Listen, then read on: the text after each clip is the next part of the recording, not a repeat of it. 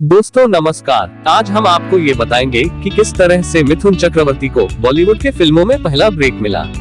सन था 1969। मिथुन अपने अंकल के साथ रहते थे। दुर्गा पूजा का माहौल था। उस समय लगभग सभी लोग माँ दुर्गा की पूजा अर्चना में व्यस्त थे। अचानक मिथुन के अंकल ने उन्हें बुलाया और कुछ कारणवश वो रातों रात जगह खाली करने के लिए कहा। मिथुन को मजबूरी वश रूम छोड़ना पड़ा। फिर उन्होंने एक दोस्त के साथ दादर के शिवाजी पार्क के दुर्गा पूजा में चले गए। पूजा में दिन भर बिताया। पूजा समाप्त होने के बाद वापस जाने के लिए उनके पास कोई घर नहीं था। वो बहुत परेशान थे। फिर कुछ ऐसा हुआ, उन्हें एक बड़े व्यक्तित्व वाले इंसान से सहारा मिल गया। वो कहते हैं ना, जिसका कोई सहारा नहीं उसका सहारा भगवान होते हैं। यहाँ ठीक ऐसा ही हुआ। पूजा पंडाल में मिथुन को एक लड़के से दोस्ती हो गई। उसका नाम था गौतम गुहा। मिथुन का ये समस्या देख गौतम गुहा ने कहा, चल मेरे घर। मिथुन को तो मानो डूबते को तिनके का सहारा मिल गया और वो उनके घर चले गए।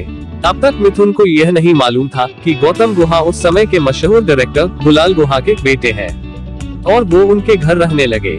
हालांकि कुछ दिन बाद उन्हें मालूम हो गया था। उस दौरान दुलाल गुहा का अमिताभ बच्चन और रेखा को लेकर एक फिल्म का काम चल रहा था। फिल्म का नाम था दो अनजाने। फिल्म में एक ऐसा सीन था जिसमें अमिताभ बच्चन सड़क पर चलते हुए जा रहे हैं और सड़क के किनारे बैठे हुए कुछ मवाली उन्हें परेशान करते हैं। इस सीन को फिल्माने के लिए दुलाल गुहा को एक सह कलाकार की आवश्यकता थी। उस समय मिथुन उन्हीं के घर पर रहता था, इसलिए दुलाल गुहा मिथुन से कहा कि तुम ऐसे भी घर पर ही रहते हो, आज सेट पर आ जाना, कुछ काम है। मिथुन सेट पर पहुँचे। उसे वो रोल करने को कहा गया और मिथुन ने वो रोल बखूबी निभाई। बहुत कम लोग ही जानते हैं कि फिल्म दो अनजाने में सड़क पर सिटी प्ले वाला वो दुबला पतला लड़का असल में आज का सुपरस्टार मिथुन चक्रवर्ती ही था। इस तरह से मिथुन को बॉलीवुड में पहली बार ब्रेक मिला, लेकिन उनका पहला ब्रेक मृणाल सेन की फिल्म मृगया में माना जाता है, क्योंकि फिल्म मृगया में मिथुन चक्रवर्ती पहली बार मुख्य कलाकार के रूप में दर्शकों के सामने नजर आए थे। इस तथ्य की भी बहुत दिलचस्प कहानी है। वो सन 1973-74 का होगा।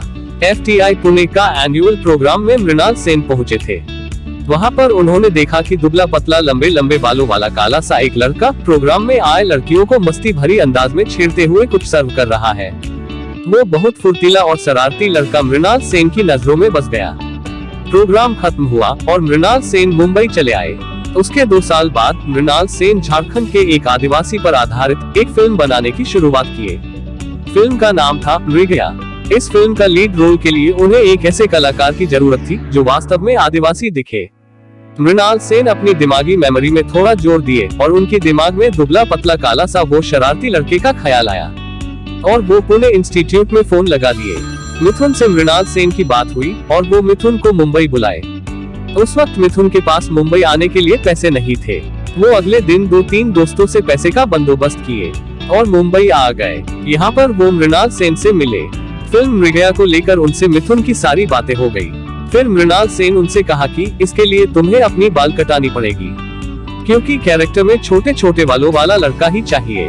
क्या तुम बाल कटवाओगे? मृणाल सेन जानते थे कि लंबे लंबे बालों वाला लड़के के लिए उसके बाल अति प्रिय होते हैं, लेकिन मिथुन बिना देर किए तुरंत कह दिया कि इस काम के लिए अगर मुझे टकला भी होना पड़े तो भी मैं तैयार हूँ, क्योंकि मैं ये ऑफर किसी भी कीमत पर छोड़ नहीं सकता।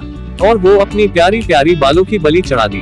मिथुन जानते थे कि फिल्मों में ब्रेक पाना कितना कठिन है और इस तरह से मेगा स्टार मिथुन चक्रवर्ती को फिल्मी के सुनहरे पर्दे पर आने का पहला ब्रेक मिला। झारखंड के पहाड़ी इलाकों और गांवों के खूबसूरत लोकेशन में इसकी शूटिंग पूरी हुई।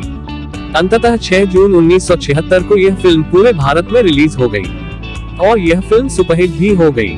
इस फिल्म को सन 1976 में 24वें राष्ट्रीय फिल्म पुरस्कार समारोह में सर्वश्रेष्ठ फीचर फिल्म का राष्ट्रीय पुरस्कार से सम्मानित किया गया और मिथुन चक्रवर्ती को सर्वश्रेष्ठ अभिनेता का राष्ट्रीय पुरस्कार भी मिला। दोस्तों, अब तक अगर आप इस चैनल को लाइक और सब्सक्राइब नहीं किए हैं तो अब कर दीजिए और बेल वाला आइकन बटन को जरूर दबाएं, जिससे आपको इस चैनल से आपका मनपसंद स्टोरी वीडियो तुरंत मिल जाए। धन्यवाद।